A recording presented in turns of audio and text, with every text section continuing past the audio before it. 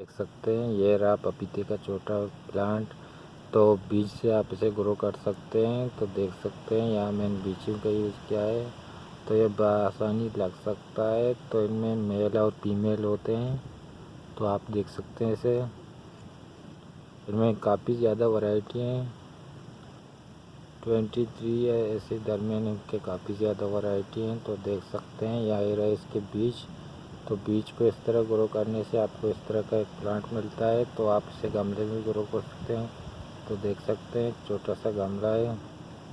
तो इस तरह से मैंने बीज को इस तरह से लगाया था। ये काफ़ी ज़्यादा वैरायटी होते हैं इसके। तो देख सकते हैं इसकी काफ़ी अच्छी प्रोडक्शन हो रही है। यहाँ पर देख सकते हैं इसे। तो इस तरह के इसके बीज होते हैं। तो ये बआसानी ये ग्रो हो सकते हैं। तो अगर आप चाहें इसे लगाना तो आप इसे लगा सकते हैं, या गमले में ज़मीन